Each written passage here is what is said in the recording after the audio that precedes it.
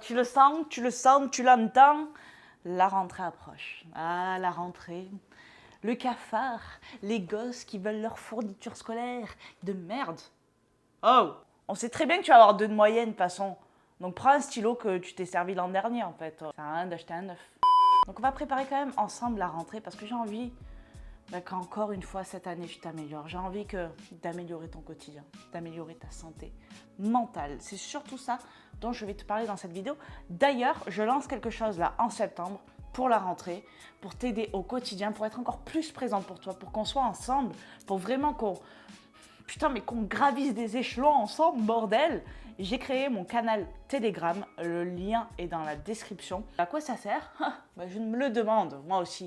Je vais t'envoyer beaucoup de motivation, plein de conseils et astuces au quotidien, sous forme de messages vocaux, sous forme d'écrits, de photos, de vidéos, et exclusivement réservé aux personnes qui seront autorisées. Donc c'est un peu à la tête du client, je te le cache pas.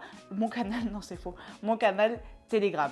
Donc voilà, c'est vraiment si tu as envie de recevoir au quotidien un peu de motivation, un peu d'astuces, un peu, voilà, tout plein de tips et de choses que tu vas pouvoir mettre en place pour avoir de meilleures habitudes à la rentrée, une meilleure santé mentale, une meilleure santé physique. On va se tirer les âmes vers le haut comme ça, et ça n'a pas de prix. On y va donc, 4 actions pour une meilleure santé mentale. Marius, envoie-moi ce putain de générique.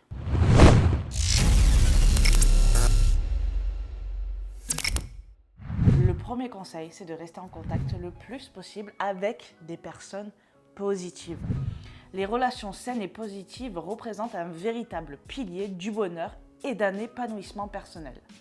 Sauf qu'à la reprise du taf et de la routine quotidienne, il nous arrive de délaisser un peu les contacts avec ces personnes. Alors que souvent tout l'été, on les a côtoyés, on était bien, on était dans un bon mood.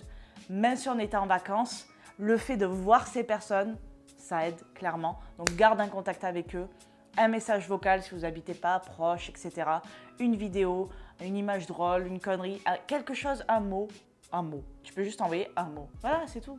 Reste en contact avec ces personnes pour ta santé mentale et la leur également. Je suis désolée, la luminosité change. Numéro 2, tester une nouvelle activité. Il y a forcément quelque chose qui te tient à cœur et que tu n'as jamais osé. Et bien j'ai envie de dire que cette année, c'est l'année du osage. Voilà. Oui, non, mais je dis osage. Oui, j'emploie des mots que tu n'emploies pas. Il n'y a pas d'âge ni de moment dans la vie pour ça, donc ose dès maintenant et tu verras que c'est hyper puissant. Que ce soit en termes de motivation, en termes de bonheur, il n'y a rien de mieux que ça. Moi, je me suis mis à la boxe il n'y a pas longtemps et crois-moi, the dream. J'en prends plein la gueule, mais c'est top. Numéro 3, créer et collectionner des bons souvenirs. Il n'y a rien de plus puissant pour notre bonheur et notre épanouissement personnel que de créer une somme de souvenirs positifs. Parce que tant que cette somme de souvenirs positifs est supérieure à la somme des souvenirs négatifs, nous sommes des êtres heureux. C'est aussi simple que ça, c'est ça l'équation du bonheur. Il en est de notre pouvoir et responsabilité d'en créer au maximum au quotidien. Et surtout de prendre le temps de s'en imprégner en développant la gratitude. Parce que souvent, on regarde le bonheur comme ça, on dit hey, ben ouais, il est là, ouais, mais je m'en bats les couilles. Et puis quand il n'est plus là, par contre, on s'en bat pas les steaks. Hein. Ah non, non, non. Là, on chiale sa race. Donc, sachant que la gratitude n'a pas seulement un effet sur notre santé mentale, elle l'a également sur notre santé physiologique avec, par exemple, l'amélioration de notre système immunitaire, on aurait tort de s'en priver. C'est gratuit.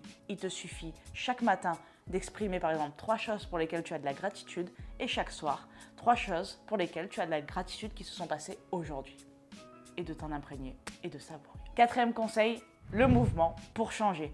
Mets ton corps en mouvement un maximum de fois dans ta journée, que tu travailles dans un bureau ou pas. Lorsqu'on est en mouvement, on active énormément de mécanismes physiologiques positifs, mais également au sein de notre cerveau. Ça va booster notre créativité et productivité et ça permettra d'améliorer aussi ta mémoire et d'avoir les idées plus claires. Parce que tu commences à dire n'importe quoi. Je veux pas foutre la merde, mais si c'est pas moi qui te le dis une fois encore, qui va te le dire ? L'angoisse, le stress et l'anxiété, tout ça se dissipe dès que nous sommes en mouvement. Donc ne néglige pas ça. Il ne s'agit pas de faire une séance de sport de malade mental, juste de sortir marcher, de prendre l'air, d'être au contact de la nature encore mieux. Et ça peut clairement faire la différence. J'espère que ces conseils vont t'aider pour cette nouvelle rentrée. En tout cas, on se retrouve sur Telegram où on va se donner un maximum de love, de motivation, d'énergie, un peu de conneries aussi parce que sans ça, que serait la vie ? Je te dis à très vite dans une nouvelle vidéo et en attendant, je t'envoie plein de good vibes. Ciao!